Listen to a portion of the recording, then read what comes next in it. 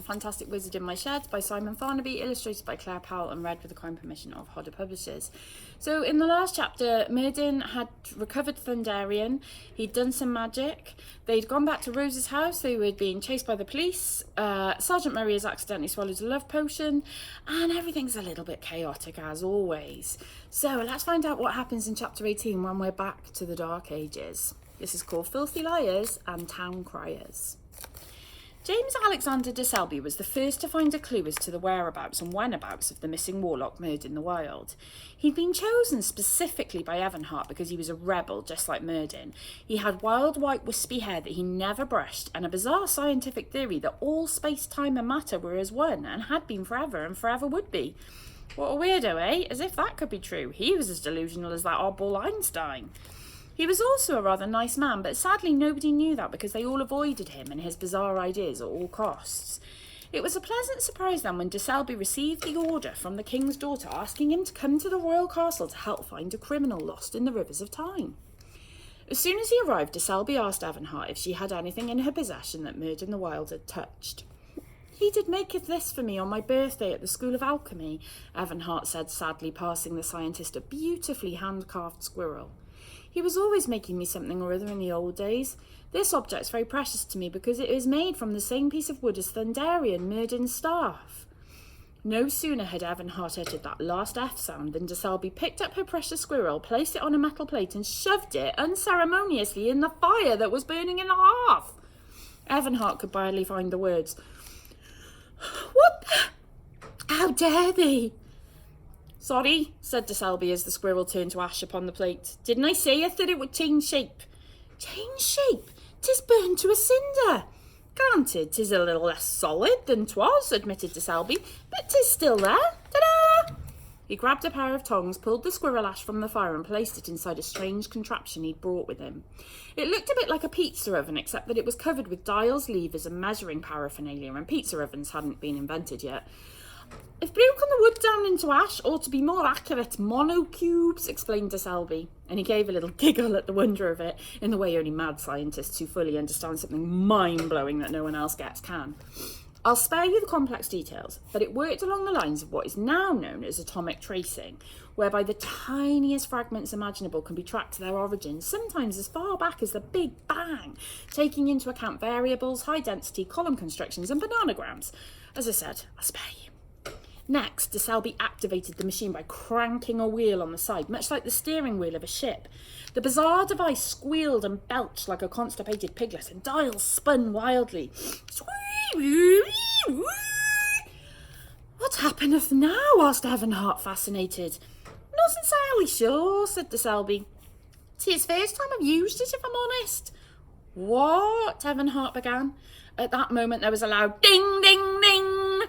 De Selby grabbed a magnifying glass and thrust it between the hot plates of his machine. Then he ran out of the door and down the corridors of the castle, shouting, "It worketh! It worketh! My monocubal tracing machine worketh!" Minutes later, the king and Jeremiah Jerobo were witnessing for themselves the jumping, oscillating instruments on de Selby's strange machine. "What does it all meaneth?" asked the king. "It meaneth," explained the scientist, trying to contain his excitement, "that we have a trace on Merdyn the Wild. In fact, in all my testing, I've never had such a strong reading, and I think I knoweth why." "Go on," said Evanhart eagerly. "The ornament thou did giveth me to burn was carved from the same wood as Merdyn's famed staff, Thunderian, was it not?" The king's daughter nodded. "Well, that would explaineth it," enthused de Selby. "Not only is Merdyn alive, he must be using his staff elsewhere in time."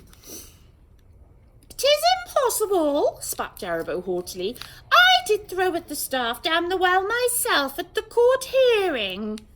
"Ah, then it must be somewhere in the future," the scientist deduced. "He must have realised he was in the future, returned to the well and pulled it out."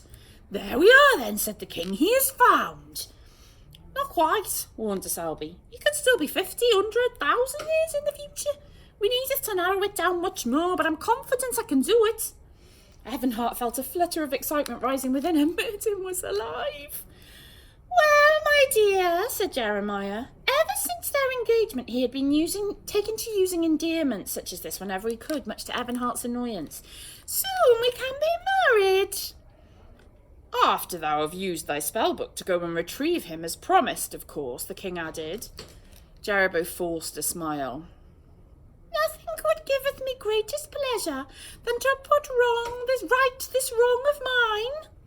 A delighted Evanhart squeezed the scientist's hand in gratitude.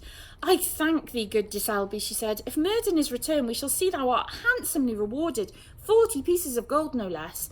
And with that she and the king swept from the room. Jerabo made as if to follow them, then stopped. I'll be right there, darling, he called after Evanhart. I shall just talk of timings with my good man Dysalby. As soon as they were alone, Jarabo's tone changed. Gone was the false jollity, suddenly he was all business. Tell me, Dysalby, let us say we getteth an accurate reading. Once I landeth through the rivers of time, how easy will it be to find Merdyn? It's important I am not caught unawares. If I were ye, sir, I would post a notice on a local billboard advertising the arrival, said Dysalby. Or perhaps in the future they will have more advanced levels of communication. What do thou mean? Asked Jerabo, confused. Like a pamphlet or a town crier? Oh, much more advanced than that, sire, said Dysalby, becoming animated. If my theory of monocubes is correct, then in the future people will send us messages through the very air. What? Like by pigeon or something? Smaller than that, sire. By sparrow? Blue-tit? Sire, even smaller than that, and invisible, said Dysalby. They may have communication devices that enable them to speak to the whole country at once, the whole world even. The penny dropped for the devious wizard. I see, said Jerabo slowly. So if I were to advertise my arrival on whichever communication device they have in the future, I wouldn't have to find him at all? Exactly, sire, cried Dysalby. Merdyn findeth you. Yes, yelled Jerabo, joining in the enthusiasm. And when he cometh to me, then I will kill him. Dysalby froze. I beggeth thy pardon, sire. Oh, did I sayeth that out loud? There was a split second while the two men looked at each other. Dysalby made a mad dash for the door. Jerabo was too quick, however, whipping a knife from underneath his tunic and pressing it to Dysalby's neck. What's the meaning of this, sire? Sputtered the poor eccentric scientist, frightened for his life. Seeing the toad is out of the pond, dear boy, Jerabo said menacingly, thou may as well hear it all. There has been a change of plan. From now on thou wilt do it exactly as I say. Not Evanhart, not the king, me. Do thou heareth? No, Dysalby protested. I'd rather dieth than goeth against the king. The reward the king is offering is 40 pieces of gold, said Jerabo. I will give thee 400. Dysalby had a little rethink. Go on. On top of that, thou will become royal scientist to the king himself, with thy very own study and lodgings right here in the castle. How does that soundeth? Oh, that soundeth quite nice, croaked Selby. Good. Jerabo let him go. Here is the plan. Thou art going to find out exactly when Merdyn landeth in the future. I will then goeth through the rivers of time and get rid of him. While I am gone, thou wilt telleth Evanhart that thy machine got it wrong, and that Merdyn was dead all along, blah, blah, blah, blah. Then, when I returneth, empty-handed but heroic, Evanhart and I will be wed and will all live happily ever after. Except for Merdyn, of course. But who cares about him, eh, Dysalby? Right, the scientist gulped. And the king will make with me his royal scientist because I will be king, replied Jerabo gleefully, as if it was the most obvious thing in the world. Did I not mention that after I marrieth Evanhart, I'll killeth the king and become king myself? I don't recall that bit, said Selby.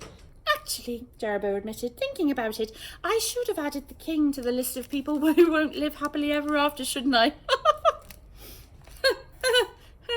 Dysalby laughed along nervously. I mean, the me being king bit is the best bit, really, went on Jerabo, smiling from ear to ear, which is why we must be together in this, my dear Selby. Merdyn must die. He is the only one powerful enough to stop me, thee see. The one question left is, will thou helpeth me? Now, You must remember that this is the year 511. It's the Dark Ages, okay? And in those days, kings came and went like hedgehogs in the garden. Half the time, nobody even knew who was king at all, and De Selby could have just agreed there and then, and we shouldn't be too harsh on him. But as it happened, De Selby was a decent fellow, and he was so reluctant to get involved in regicide.